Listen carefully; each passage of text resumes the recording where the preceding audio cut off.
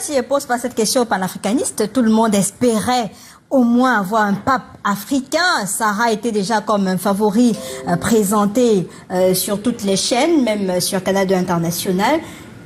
On pleure? Non, la donne, et je suis d'accord avec madame qui tout à l'heure nous expliquait que les paris sur un potentiel candidat, c'est pas vraiment très sage en matière d'élection de pape. Il faut savoir que l'élection du pape obéit à des logiques d'intérêt de groupes de pression à l'intérieur du Vatican. Il ne faut pas se tromper, ce n'est pas Dieu qui préside, c'est les hommes. C'est une institution humaine portée par des hommes qui ont leurs propres intérêts. Quand vous voyez ce qui se passe pendant l'élection du pape, vous avez des groupes d'intérêts. Ceux qui tiennent, par exemple, la Banque du Vatican, ils ont leurs candidats. Ceux qui sont parmi les néolibéraux. Et moi, je veux croire que cette élection s'est passée sans la volonté de Donald Trump. Souvenez-vous de son tweet sur son réseau social Truth Social. Il a fait une publication où, lui, il était pape. Tout à fait. Et le pape est états-unien. Moi, je trouve pas ça anodin. Est-ce que les États-Unis n'ont pas influencé le vote de ce pape? C'est la grande question. Vous savez comment ça se passe, non? On parle de secret, tous les téléphones ont été bloqués, tout est fermé. Madame Piedou, je crois que vous qui connaissez ce qu'on appelle un secret en haute sphère, vous n'avez pas la naïveté de croire que les sphères de décision mondiales vont rester observatrices comme nous autres dans l'élection d'un pape. On sait quel est l'enjeu de la papauté. Pour déconstruire l'Union soviétique, il a fallu un pape polonais.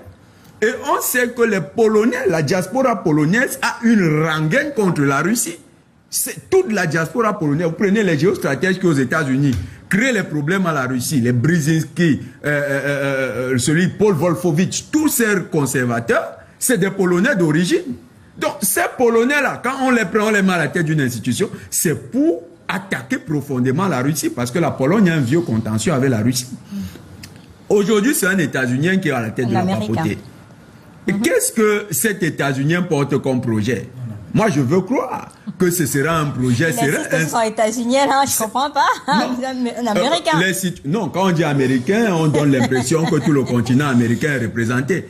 En Amérique, il y a l'Amérique du Sud, l'Amérique du Nord, il y a les États-Unis, et les citoyens états-uniens des États-Unis sont les États-Uniens. Donc, cet États-Unien qui arrive à la tête du Vatican, est-il le défenseur des intérêts de groupes de pression états-uniens? Si c'est le cas, j'ai bien peur. Et quand vous regardez ce qui s'est passé avec déjà son émergence, vous comprenez qu'il a été propulsé à une position stratégique par l'ancien pape qui était déjà pro-LGBTQ+. On l'a précisé. C'est inquiétant, Madame Piedou, c'est inquiétant. D'autant plus que il y a un prêtre qui a été chassé de Rome parce qu'il a dénoncé justement ce revirement de l'Église en faveur des LGBTQ+. Il y a quelques mois, un prêtre a été chassé, il a été destitué de ses fonctions au Vatican. Et on n'a pas suivi Léon s'inquiéter de cette dérive. Bon, peut-être que c'était sa discrétion, mais on verra bien si, sorti de sa zone de discrétion, il aura le courage de s'attaquer aux grands intérêts. En plus,